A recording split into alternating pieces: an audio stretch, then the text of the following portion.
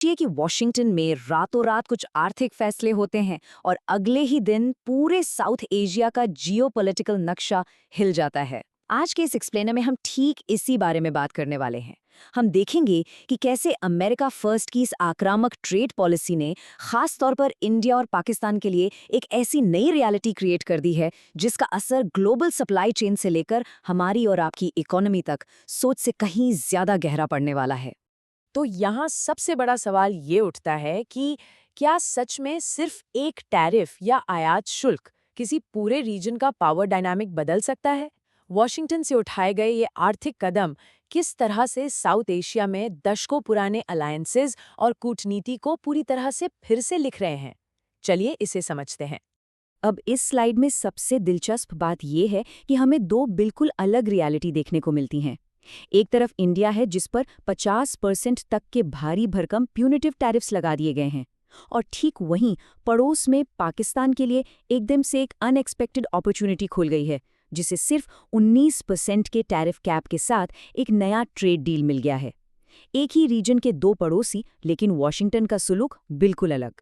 इस कॉम्प्लेक्स कहानी को समझने के लिए हमने इस एक्सप्लेनर को 4 हिस्सों में बांटा है। पहला, द न्यू ट्रेड रियलिटी। दूसरा, इंडिया पर लगने वाले स्टीप टैरिफ्स। तीसरा, पाकिस्तान को मिला नया ट्रेड डील। और आखिर में चौथा, इस सबके जियोपॉलिटिकल रिपल इफेक्ट्स। ठीक है, तो चलिए सीधे इसमें डाइव करते हैं। पहला point, the new trade reality. देखिए, ये कोई इत्तेफाक नहीं है, ये पूरी तरह से डिसरप्शन बाय डिज़ाइन है। यूएस की अमेरिका फर्स्ट अप्रोच ने ग्लोबल सप्लाई चेन्स को एकदम झकझोर दिया है। ये फ्रेमवर्क पूरी तरह से ट्रांजैक्शनल है, जहां हर एक रिश्ते को फायदे और नुकसान के तराजू में तौला जा रहा है। इस पॉलिसी के कोर में एक टर्म है रेसिप्रोकल टैरिफ्स, यानी पारस्परिक टैरिफ। सिंपल शब्दों में इसका मतलब है टिट फॉर टैट। अगर कोई ट्रेडिंग पार्टनर किसी देश के एक्सपोर्ट पर जितना टैक्स लगाता है, वो देश भी उसके इंपोर्ट पर ठीक उतना ही टैक्स लगा देगा। प्रेसिडेंट ट्रंप की इस पॉलिसी का सीधा सा टारगेट वो रिश्ते हैं जो उन्हें लगता है कि वन साइडेड यानी एक तरफा हो गए हैं। Number 2, India faces steep tariffs. अब यहाँ सोचिए, इंडिया जो कि यूएस का एक इतना अहम स्ट्रेटेजिक पार्टनर रहा है, अचानक से इन एस्केलेटिंग रेसिप्रोकल टैरिफ्स का टारगेट कैसे बन गया? सच कहूं तो ये टेंशन एक दिन में नहीं बढ़ी है। इस टाइमलाइन को देखिए। अप्रैल 2025 में यूएस ने पहली बार इन रेसिप्रोकल टैरिफ्स की अनाउंसमेंट की। फिर देखते ही देखते अगस्त 2025 तक सिचुएशन और एस्केलेट हो गई, जब 25% टैरिफ के साथ साथ रशियन ऑयल खरीदने पर 25% का एडिशनल पेनल्टी लगा दिया गया। और फिर फरवरी 2026 आते आते हालात ऐसे हो गए कि सोलर पैनल्स पर 126% की ड्यूटी थोप दी गई। ये क्लियरली दिखाता है कि कैसे जियोपॉलिटिकल फ्रिक्शन और ट्रेड टेंशन एक दूसरे से जुड़ गए हैं।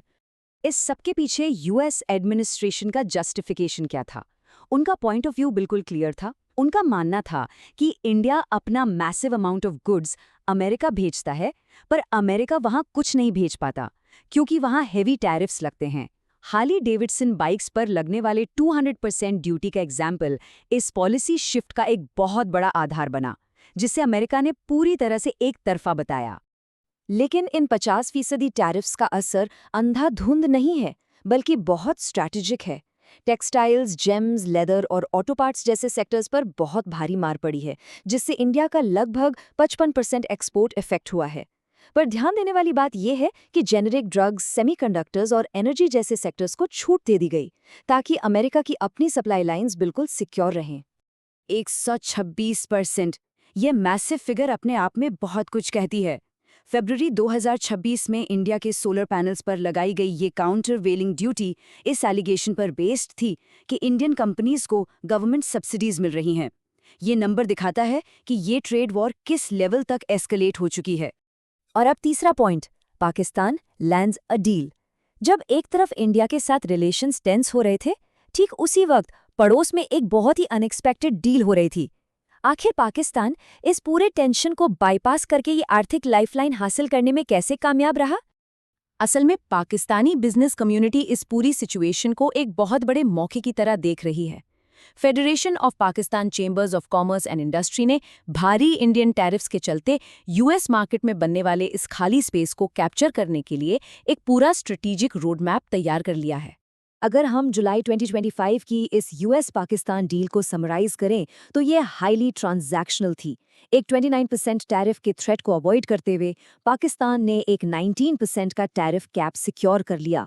इसके अलावा जॉइंट ऑयल डेवलपमेंट और एंटी डंपिंग ड्यूटीज को हटाने पर भी सहमति बनी, जिसके बदले में पाकिस्तान ने 4000 अमेरिकन गुड्स पर से अपने टैरिफ्स पूरी तरह ड्रॉप कर दिए।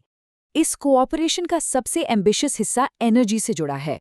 प्लान ये है कि पाकिस्तान अब 1 million barrels US crude oil import करेगा और दोनों मिलकर बलूचिस्तान और सिंध में शेल एक्सप्लोर करेंगे। इसका गोल पाकिस्तान के उस मैसिव $11.3 बिलियन के ऑयल इंपोर्ट बिल को ड्रेस्टिकली कम करना है। अगर ऐसा होता है तो उनकी मिडिल ईस्ट पर डिपेंडेंस काफ़ी हद तक कम हो जाएगी।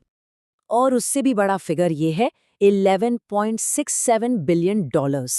जी हाँ, ये वो multi billion dollar export opportunity है जो पाकिस्तान के लिए अब ओपन हो गई है।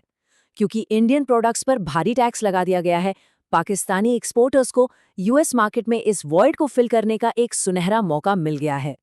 चौथा और आखिरी सेक्शन, जियोपॉलिटिकल रिपल इफेक्ट्स। अब जरा थोड़ा पीछे हटकर देखते हैं। इन बिल्कुल अलग आर्थिक रास्तों ने इस पूरे रीजन को एक नए स्ट्रेटेजिक रिकैलिब्रेशन पर मजबूर कर दिया है, जिसमें कई ग्लोबल पावर्स शामिल हैं। और ये बहुत ही शानदार तरीके से दिखाता है कि दोनों देश किस तरह से अपनी स्ट्रैटेजीज प्ले कर रहे हैं। एक तरफ इंडिया है जो प्रेशर के बावजूद रशियन ऑयल खरीदकर अपनी स्ट्रेटेजिक ऑटोनॉमी मेंटेन कर रहा है। वहीं दूसरी तरफ पाकिस्तान है जो यूएस के साथ एनर्जी डील भी कर रहा है और चाइना के साथ भी अपने रिलेशंस बैलेंस करके ओमनी बैलेंसिंग का गेम खेल रहा है। अब इस स्टार्क डिफरेंस को देखिए, 50% वर्सेस 19%। ये सिर्फ टैरिफ रेट्स नहीं हैं, ये प्योरली वॉशिंगटन द्वारा साउथ एशिया में अपना जियोपॉलिटिकल लेवरेज बनाए रखने का एक डेटा ड्रिवन टूल बन गया है। इसका असर सीधे तौर पर अलायंसेस और भरोसे पर पड़ रहा है। न्यू दिल्ली में एक जेन्युइन शॉक है कि 2 दशकों की यूएस इंडिया स्ट्रेटेजिक पार्टनरशिप आज टैरिफ्स की वजह से इस तरह वीक पड़ सकती है। जबकि ठीक उसी वक्त पाकिस्तान खुद ही को वॉशिंगटन और बीजिंग के बीच एक आर्थिक और कूटनीतिक ब्रिज की तरह प्रेजेंट करने की कोशिश कर रहा है। तो अब सवाल आता है कि यूएस के इस इकोनॉमिक प्रेशर के बाद इंडिया का रिस्पॉन्स क्या हो सकता है?